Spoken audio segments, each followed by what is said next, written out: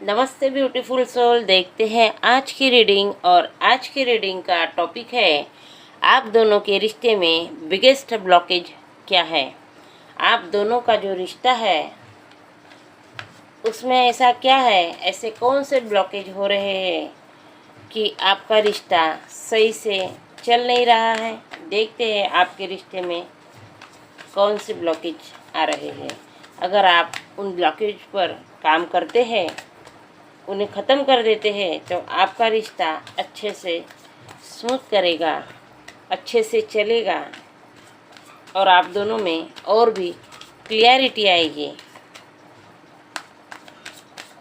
चलिए जानते हैं। यूनिवर्स प्लीज़ हेल्प कीजिए। एक कार्ड आ चुका है, हम उस कार्ड को लेंगे क्योंकि यह यूनिवर्स का मैसेज है।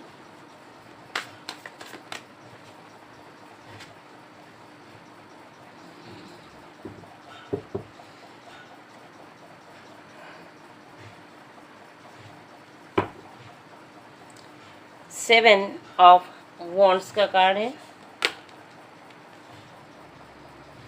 Death,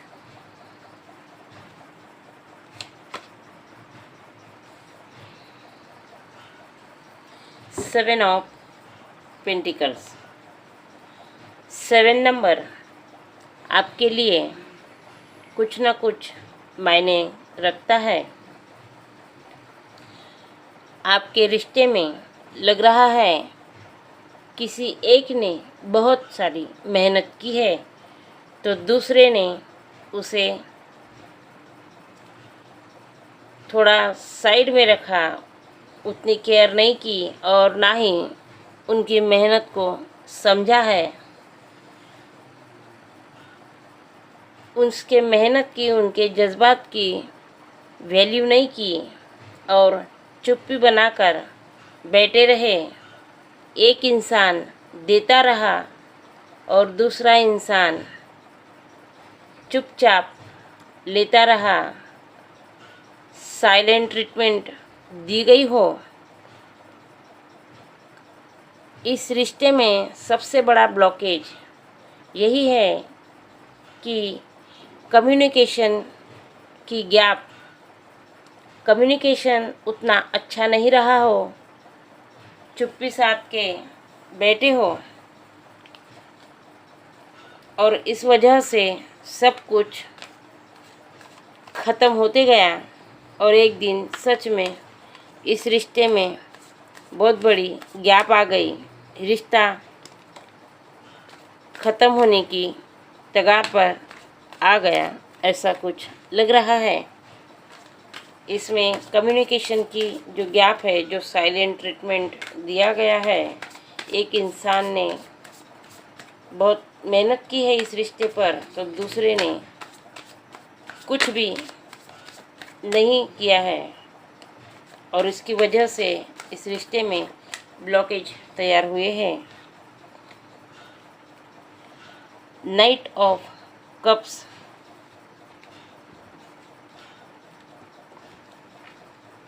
page of wands, 6 of swords.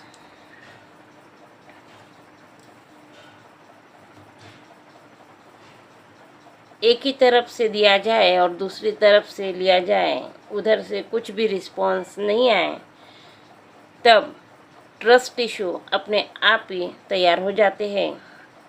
आप दोनों में कम्युनिकेशन की गैप के साथ साथ ट्रस्ट इशू भी हुए हैं। इसीलिए यह रिश्ता रुक गया है, ग्रोथ नहीं कर पाया, आगे नहीं बढ़ पाया। इस रिश्ते में किसी एक पर्सन ने इनमेच्योरिटी दिखाई है और इसीलिए दूरियां बनी हुई हैं। इस रिश्ते में जो दूसरा ब्लॉकेज है वह ट्रस्ट इशू भी हो सकता है, क्योंकि जब अकेले ही मेहनत कर रहे हैं, उधर से कुछ रिस्पांस नहीं आ रहा है, तो जो अपना भरोसा है वह टूट ही जाता है। कहीं यह इंसान किसी और के साथ ना हो मेरा वन साइड लव ना हो, ऐसी बातें मन में फिर आ ही जाती है। इनसिक्योरिटी तैयार होती है। देखते हैं और क्या ब्लॉकेजेस है इस रिश्ते में।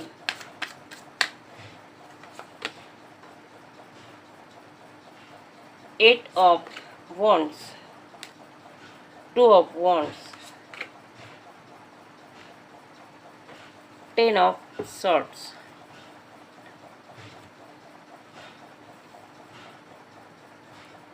इस रिश्ते में अब उन्हें दर्द हो रहा है, क्योंकि शायद आपने अपना जो समय था उनके लिए आप दे रहे थे, खर्च कर रहे थे, उस समय को अपनी ग्रोथ में लगा दिया, अपने सपने पूरे करने में लगा दिया।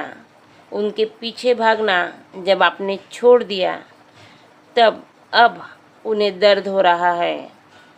आप उनके लिए कितना क्या कुछ करते थे, अब उन्हें याद आ रहा है, लेकिन आप भी अब उतना ध्यान नहीं दे रहे हैं। आपने वह समय अपनी ग्रोथ में लगाया है और स्टेप बाय स्टेप आप आगे बढ़ रहे हैं, और वह आपको दूर से देख रहे हैं, आपके ऊपर नज़र बनाए हुए हैं, और उन्हें उनके गलती का थोड़ा एहसास भी हो रहा है। अब वह इमोशनली बैलेंस नहीं है। अब उनका मन आपकी तरफ भागने की कोशिश कर रहा है, पेन में है, क्योंकि आपने उन्हें इमोशनली हील करना छोड़ दिया है, उनके लिए उनके पीछे भागना छोड़ दिया है। तो अब उन्हें एहसास हो रहा है, उन्हें दर्द हो रहा है। आपके पर्सन थोड़े दर्द में तो है, थोड़े नहीं बहुत ज़्यादा दर्द में है।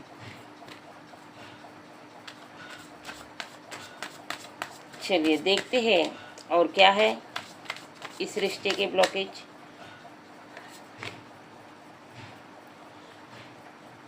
Two of pentacles, ten of pentacles, the devil. आपके पर्सन दर्द में हैं, लेकिन वो दर्द भी आपसे छुपा रहे हैं। किसी ना किसी तरह आपकी तरफ आने का सोच रहे हैं, क्योंकि आपके साथ अपनी खुशियाँ देखते हैं। आप उन्हें एक घर की फीलिंग देते थे, अपने परिवार की तरह मानते थे, और अपने परिवार की तरह ही समझकर उन्हें अपनापन दिखाते थे, लेकिन अब वह उन्हें मिल नहीं रहा है। इसीलिए वह अपने दिल और दिमाग में बैलेंस बनाने की कोशिश कर रहे हैं, अपने दर्द को सहकर कुछ अच्छा और पॉजिटिविटी की तरफ जाने का सोच रहे हैं। उनके अंदर जो ब्लॉकेजेस थे, जो नेगेटिविटी थी, जो डोमिनेटिंग नेचर था उनका, उन्होंने खुद अपने लिए कुछ दायरे बनाए हुए थे। अब वह उन सब को छोड़कर खुद को बैलेंस बनाने की कोशिश कर रहे हैं, लेकिन यह बातें वह छुपा रहे हैं। वह कितने दर्द में हैं, यह बातें वो आपको बता नहीं रहे हैं, बल्कि चुपचाप अकेले अपना दर्द सहन कर रहे हैं।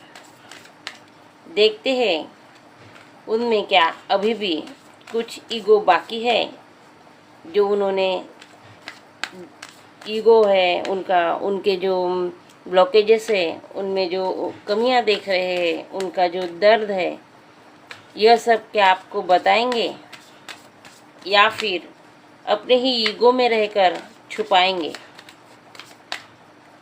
व्हील ऑफ फॉर्चून का कार्ड आ चुका है।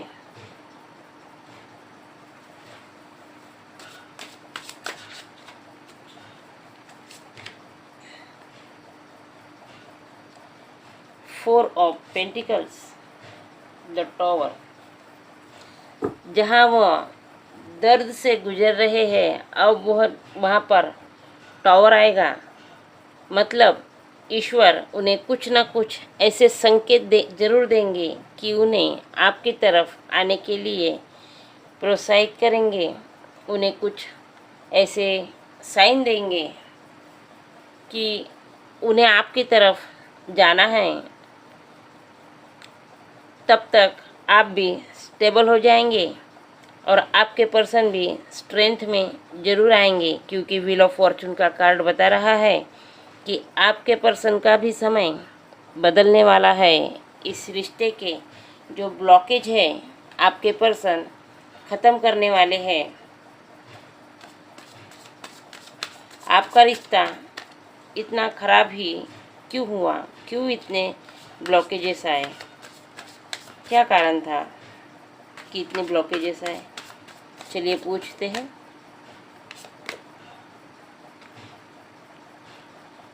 पहला कारण तो उनका ईगो ही है।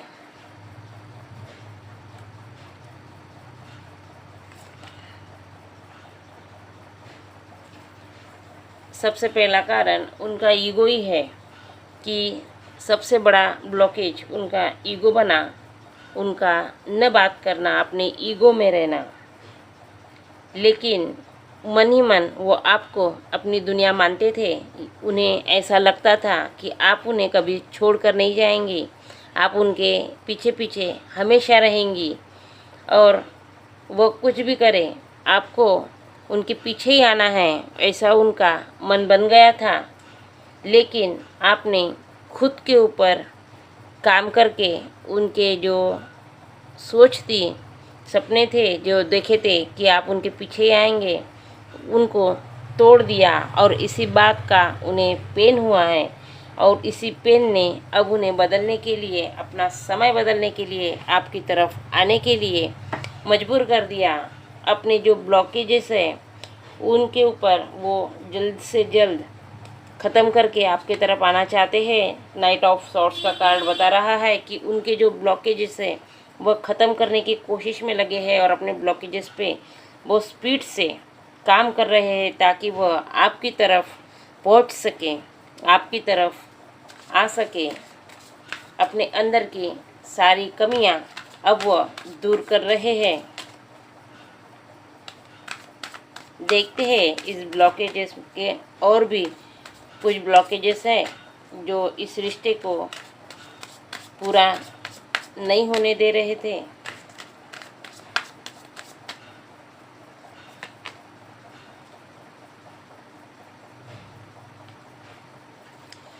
Ten of wands, S of swords, three of wands. यह रिश्ता उन्हें शुरुआत में आपका बातें करना, आपका केयर करना उन्हें बोझ लग रहा था। उन्हें लग रहा था कि मैं सक्षम हूँ, मैं सब कुछ कर सकता हूँ, फिर मेरी इतनी केयर क्यों करते हैं, क्या मैं बच्चा हूँ? इस तरह के विचार उनके मन में थे। वह खुले विचारों के पर्सन थे जो अपने सपनों को जी रहे थे। उनके पास सब कुछ था। उन्हें पता था कि मैं जो चाहे कर सकता हूँ, मुझे किसी की ज़रूरत नहीं है, अपने फैसले मैं खुद लेता हूँ, मुझे क्या करना है मुझे समझता है। फिर आप उन्हें क्यों बताती है? आपका जो रिश्ता था उनके ऊपर थोड़ा बोझ बन गया था, ऐसा उन्हें लगता था और इसकी वजह से वो आपकी बातों को अनसुना कर देते थे, कम्युनिकेशन की गैप दे दी और यह रिश्ता उतना क्लियरिटी से आगे नहीं बढ़ा। इस रिश्ते में उतनी क्लियरिटी नहीं रही और यह रिश्ता पीछे चला गया। लेकिन अब वह आगे बढ़ना स्टार्ट कर दिया है, आगे बढ़ रहे हैं, आपकी तरफ आना स्टार्ट कर दिया है, खुद के ऊपर काम भी कर रहे हैं। देखते हैं इस रिश्ते का फ्यूचर क्या होगा।